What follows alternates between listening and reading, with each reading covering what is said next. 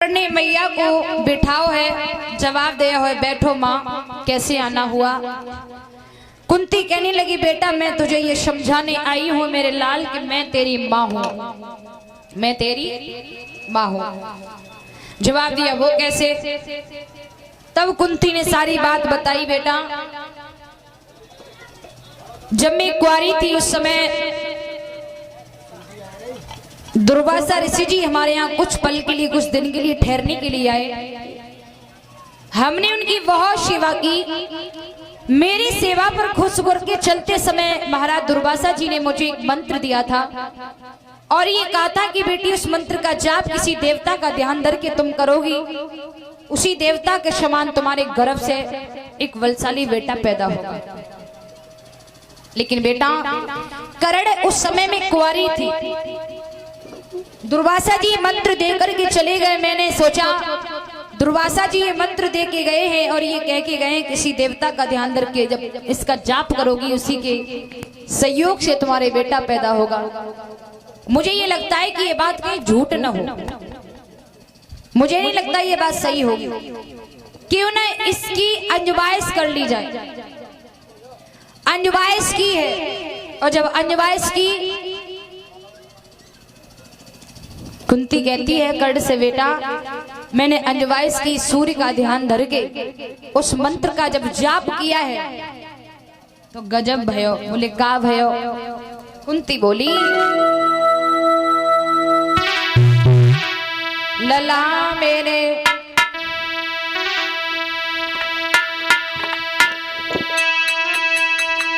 कि लला मेरे गजब भयो अतिवा।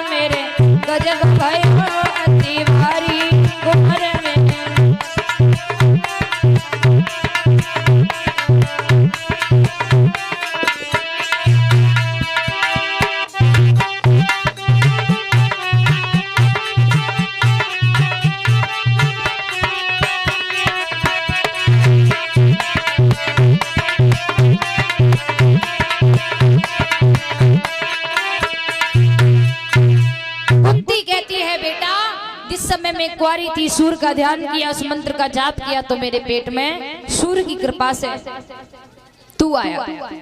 9 महीने के बाद मैंने तुझे जन्म दिया। लोक लज्जा मर्यादा के कारण शर्म की वजह मैंने तो एक संदूका में बंद करके सरोवर में बहा दो।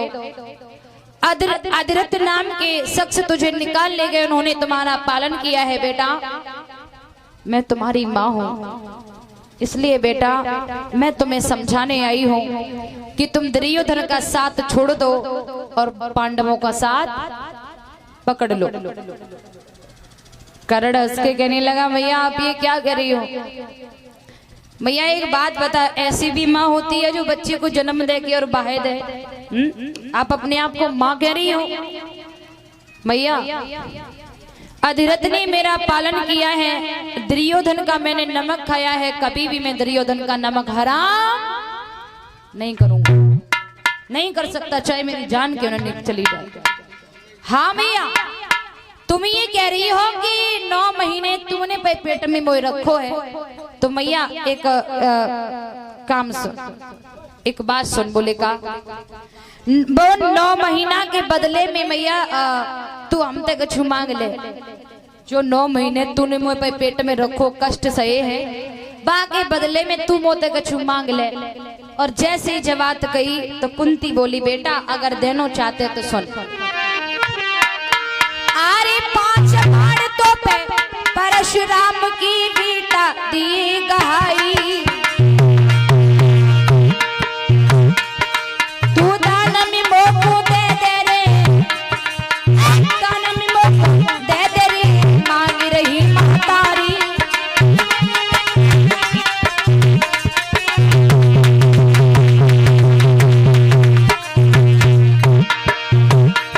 मेरे लला हमारी पूर्ण कर दे आस, और ये नहीं मारन की खातिर में आई तेरे पास। बेटा इसलिए मैं आई हूँ तेरे पास में, मैंने सुना है परशुराम के दिए हुए 5 बाण है, वो बाण मुझे दे दे। अरे भैया भैया सुनी मैया की बात, लला धरती पे गिर गो है, अब तो सुनी मम्मी की बात, करण धरती पे गिर गो है।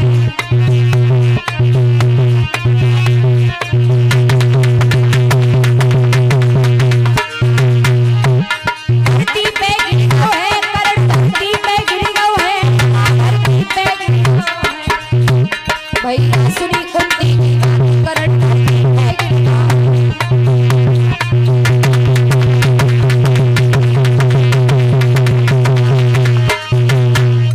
कस खा के कर्ण जमीन पर गिर गया, होश आया, पुनः खड़ा हो गया। 5 बाण निकाल के लाओ, जवाब दो मैया। ले मैया ले जा जे बाण, अगर अर्जुन मर जाता तब भी तेरे 5 रह जाते, और मैया अब मैं मर जाऊंगा तो तेरे 5 ही रह जाएंगे। लेकिन मैया ले जा जे बाण जाए के बाद अर्जुन से एक बात जरूर कह दिए कि जीते जी उसने अपनी माँ को भिकमंगी बना दिया। ले जा।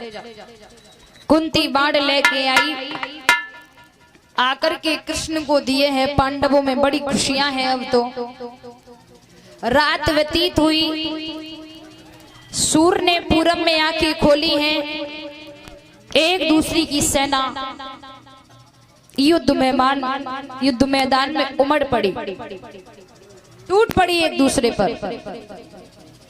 घमासान युद्ध शुरू हो गया। दोनों वीर लड़े मैदान, वसुधा थर थर कांप रही है। वसुधा किसे कहते हैं? पृथ्वी को। थर थर कांप रही है वसुधा, थर थर कांप रही है। दोनों वीर लड़े मैदान, वसुधा थर थर कांप रही है। इत अर्जुन बाणाधारी, उत कर्ण वीर बलधारी। इत कर्ण वीर बलधारी, उत अर्जुन बाणाधारी। जिनकी खाली जाए न निशान, वसुधा थर थर कांप रही है। घमासान युद्ध हो रहा है महाराज। जब कर्ण अर्जुन के लिए बाण छोड़ते हैं तो अर्जुन का रथ 2.5 कदम पीछे को हट जाता है। कितना? 2.5 कदम। और जब अर्जुन कर्ण के लिए बाण छोड़ते हैं तो कर्ण का रथ 7 कदम पीछे को हट जाता है। इतना घमासान युद्ध चल रहा है महाराज। हुआ ऐसा, युद्ध होते होते कर्ण के रथ का पहिया जमीन में धस गया। अब यहाँ पर प्रश्न उठता है कि कर्ण के रथ का पहिया जमीन में क्यों धसा। अति संक्षिप्त में आपको बता, कर्ण के रथ का पहिया जमीन में क्यों धसा। देखिए, ये परशुराम जो थे वो सिर्फ ब्राह्मणों को ही धनुष विद्या का अध्ययन कराते थे, अदरवाइज किसी को नहीं। तो कर्ण ने सोचा कि मैं कैसे सीखूं जा करके, तो कर्ण ने अपना वेश बदल करके, छुपा करके, कर्ण ने अपना वेश बदल के ब्राह्मण का रूप बनाया, छल से परशुराम की विद्या सीखने गए। एक दिन की बात, कर्ण बैठे हैं, कर्ण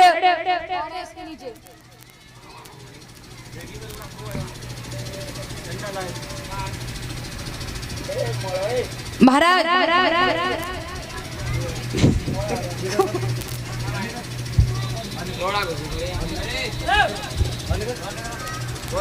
बताओ, गद्दी के नीचे चोर घुस गए, कमाल है।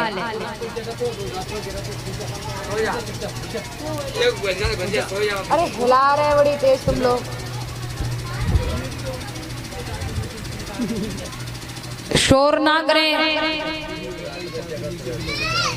महाराज।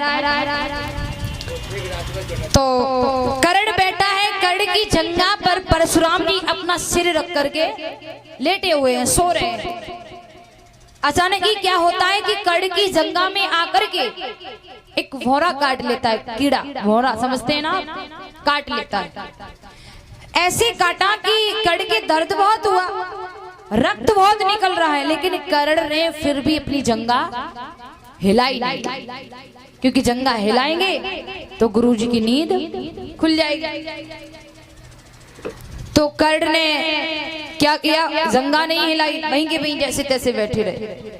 कर्ण की जंघा से इतना रक्त निकला कि परशुराम जी की बाह भीग गई, वहां पर रक्त आ गया। तो एकदम से परशुराम की नींद खुली, कर्ण की जंघा पर देखा, अपनी बाह देखी, रक्त, कर्ण की जंघा से रक्त निकल रहा है। परशुराम को क्रोध आ गया, कौन है तू? इसका मतलब यह है कि तू कोई ब्राह्मण नहीं है, तू कोई क्षत्रिय है जो मेरे पास छल से विद्या लेने आया है। तूने हमसे छल से विद्या ली, हम तुझे शाप देते हैं, तेरी ये विद्या अंत समय छीड़ हो जाएगी, अंत समय ये विद्या काम में नहीं आएगी। परशुराम ने शाप दे दिया। रथ का पहिया इधर जमीन में धसा, और जैसे ही जमीन में रथ का पहिया धसा, कर्ण कहने लगे शल्य से रथ आगे बढ़ाइए। शल्य जी ने पीछे मुड़ के देखा, रथ का पहिया जमीन में धस चुका है। शल्य जी कहने लगे हैं कि हे कर्ण, रथ का पहिया जमीन में धस चुका है। कर्ण ने धनुष बाण वहीं छोड़ दिए, रथ से नीचे कूद गए, जमीन में फंसे हुए पहिया को अपने हाथों से निकालने लगे। अर्जुन जी भी खड़े हो गए। कृष्ण कहने लगे, हे अर्जुन, खड़े होने का अवसर नहीं है, इस पापी को मौत के घाट उतारिए। भैया जैसे ये बात कही, अर्जुन जी बाणों की बारिश करने लगे। एकदम से कर्ण खड़े हो गए। हे कृष्ण, ठहर जाइए, मैं निहत्था हूं, और निहत्था के ऊपर वार करना ये तुम्हारा धर्म नहीं है। मेरे जमीन में मेरा रथ का पहिया धस गया है, इसे मैं निकाल लूं, उसके बाद मैं आपसे युद्ध करूंगा। भगवान हंस करके कहने लगे, कर्ण, धर्म की याद आ रही है? यही याद अगर तुम्हें पहले आ जाती, जब तुमने एक पांचाली को, एक नारी को सभा में नगिन करना चाहता तुम लोगों ने, उस समय तुम्हें धर्म की याद नहीं आई? आज धर्म उपदेश दे रहे हो मुझे? अर्जुन जी, ठहरने का वक्त नहीं है। अर्जुन ने कृष्ण का इशारा पाते ही बाणों की बारिश कर्ण पर शुरू कर दी। कर्ण घायल होकर के जमीन पर गिर गए, और जब कर्ण घायल होकर के जमीन पर गिर गए तो भगवान कृष्ण अर्जुन से बोले हैं, ए अर्जुन, कर्ण बहुत बड़ा दानवीर है, बहुत बड़ा दानवीर। क्यों न मैं कर्ण के मरते मरते हम और तुम कर्ण से कुछ मांग ले चल के। भगवान कृष्ण ने क्या किया, खुद भी साधु का रूप बनाया और भगवान ने अर्जुन को भी साधु बनाया। साधु का रूप लेकर के कर्ण के पास में आए, जहां पर कर्ण घायल अवस्था में पड़ा है, और वहां आकर के भगवान बोले, हे वत्स, हमें कुछ दान चाहिए। तो कर्ण कहने लगे, प्रभु वो भी रण में घायल अवस्था में पड़ा हुआ हो, तब आप आए हैं दान मांगने के लिए, मैं आपको क्या दे सकता हूँ, क्योंकि रण में पड़ा हूँ, और फिर भी मैं आपको दान दूंगा, खाली हाथ नहीं निकाल सकता, खाली हाथ आपको नहीं लौटा सकता। और कर्ण बोले हैं, प्रभु की बोली करणी दानी,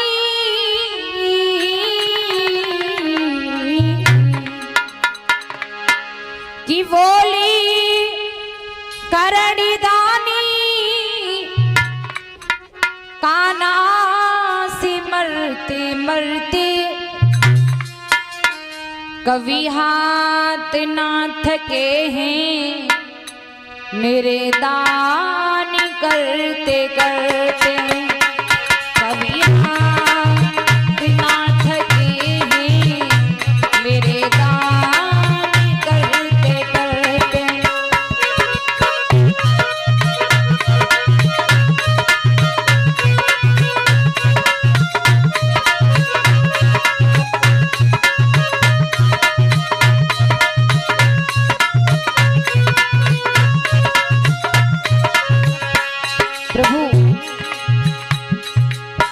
अगर आप मेरे महलों में आते तो मैं आपको ढेर सारा दान देता, लेकिन मैं रण में पड़ा हूँ, तब आप हमसे दान मांगने आए हो। सुनिए प्रभु, महलों में जो तुम आते, मुँह मांगा दान पाते,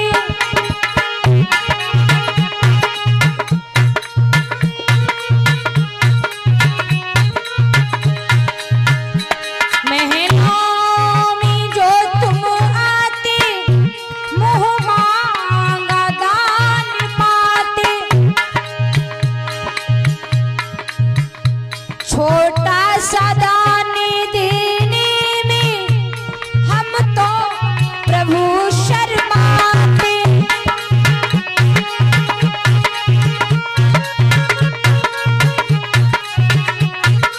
प्रभु बहुत सारा दान देता मैं आपको, छोटा मोटा दान देने में मुझे बड़ी शर्म लगती है, लेकिन फिर भी